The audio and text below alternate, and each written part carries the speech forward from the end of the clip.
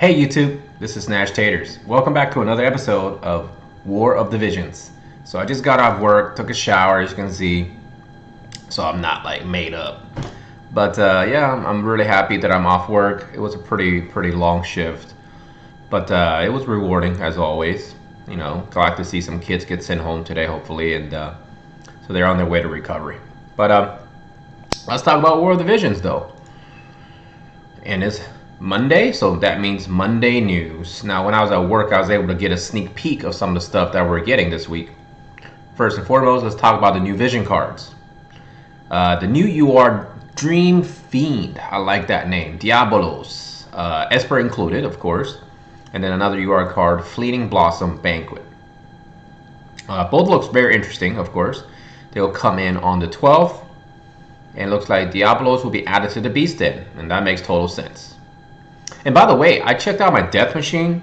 I was like, man, how do I need to go and get the death machine, the second part to get it to be, you know, awakened to 2 stars. And I was thinking like a dumbass, like I need to go and like go to the Beast Den and get him. I'm like, wait a second, he's not here, so how do I do it? Of course, I click on the actual death machine Esper, and then you just have to go and get those shard things from the normal dungeons that you're supposed to get the shards of those elements. So that's kind of cool. You don't have to actually go through fighting the death machine because we just pretty much murder that thing for a whole week. All right, Diablos is dark attack up, interestingly enough, for both slots. That is awesome. I'm a huge fan of dark units in this game, as well as light units. When I used to play Magic the Gathering, my favorite color was actually dark or swamp, and the symbol was the skull. So I'm a huge fan of that because it was a big disruptor. You know, it kind of did a lot of status ailments, if you will, in that game. In this game, however, dark units are usually good for killing things, and you know, as they should. Let's see. Let's take a look at the skill. Dark Messenger. Dark element looks like. Evokes Diablos, deals medium damage, increases allies attack in magic, and lowers enemies dark resistance. Fair enough. Actually, I can't wait to get this unit one day and just kind of watch the animation and maybe like add that into my future intros. I'm really a big fan of some of these effects of the Espers. I think that makes a solid intro. Alright, the next card is Fleeting Blossom Banquet. And this is kind of a cool card, right? Because it's like showing how happy Dario and Venora would be, you know, if the story was to go that direction. Light attack resistance up, very nice. Acquired AP up. Now, this is something that it's really powerful. Acquire AP up. That's very powerful, and that's something Venora was kind of weak to. You know, in my review video, I talked about going the dual gunner route to avoid the AP issue. But some folks suggested, you know, just use her AP steal. But I feel like, you know, getting the Trustmaster is the best way to solve that problem. And now they're giving us another option to use acquired AP up and using a vision card. So, you know, can't really complain about that. If you end up getting this card, clearly it should fit nicely with some of the units in this game that are more AP hungry. So they added Diablos to the Beast Den. Very nice there.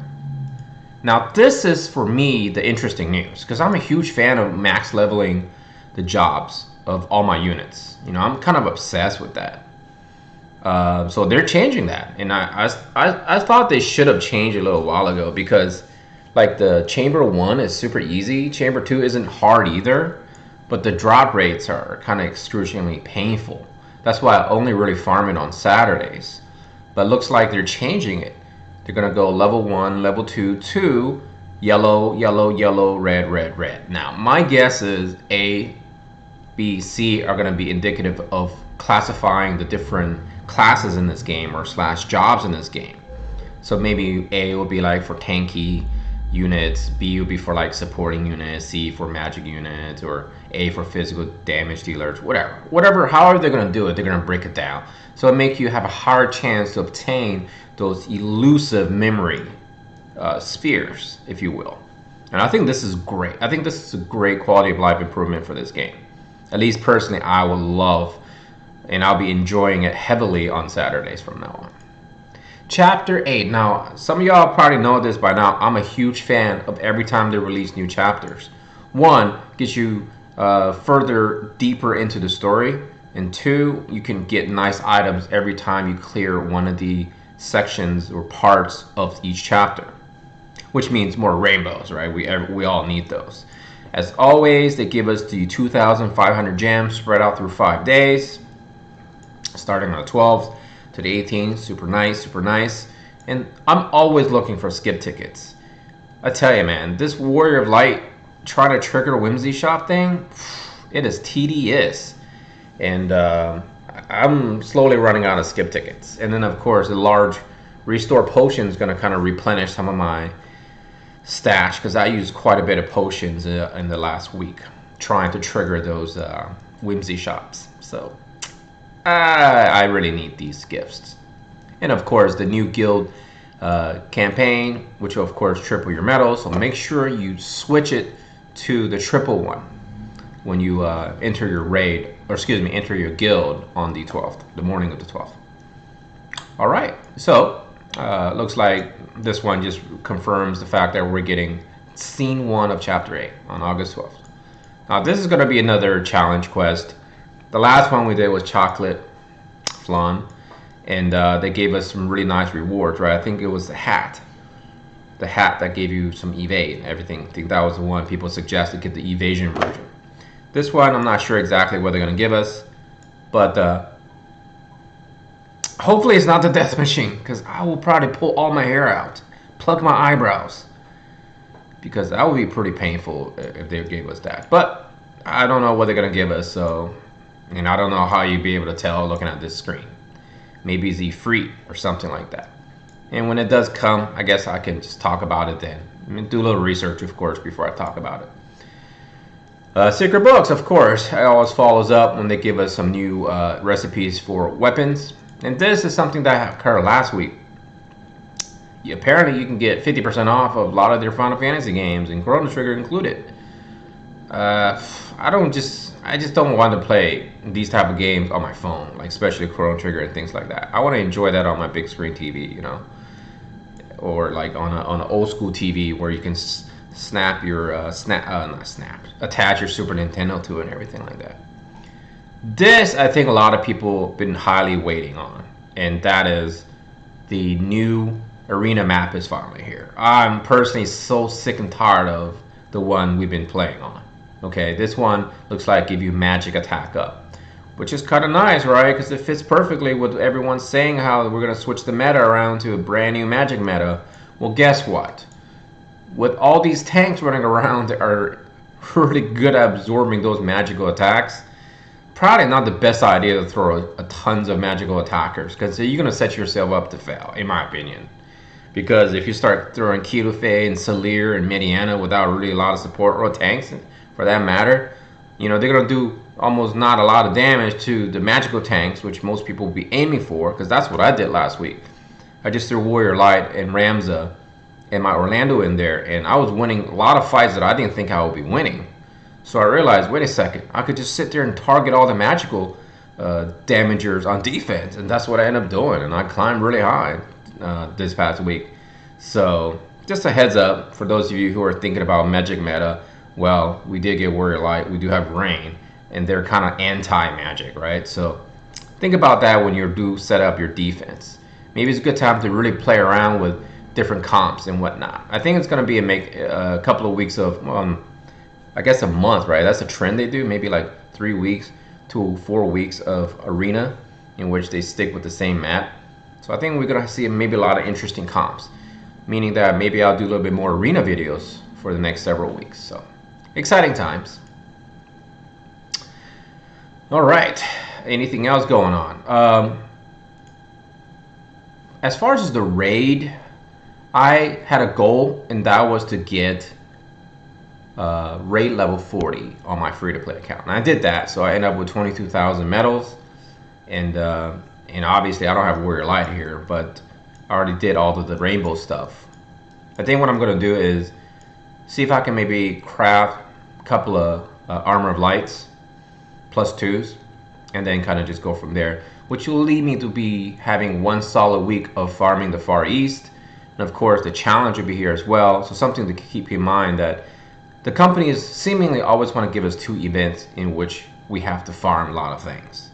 So I guess you have to somewhat choose. But luckily, in my honest opinion, it's not really worth farming the Samurai Sword for the Far East EX.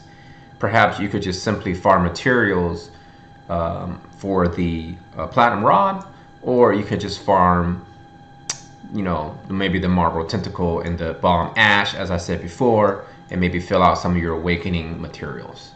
So it's not something that you really need to like go hardcore at, you know, at least as you can sort of take a break from all that farming. But the challenge quest, depending on what armor they give us, may be something that will drive people to really go far and deep into that specific event. And not much else to talk about in terms of the shop. And then, of course, you never know. They're going to probably surprise us with something on Wednesday morning, something that they didn't put in the notice, right? And so we're going to see Happy Wednesday again. Hopefully they'll give us some cool stuff that they didn't advertise here on Monday. And I think that's about it. Later today, I'm going to upload my fiance's 10 days straight of pulls from the Hiroki free 10x pulls for 10 days.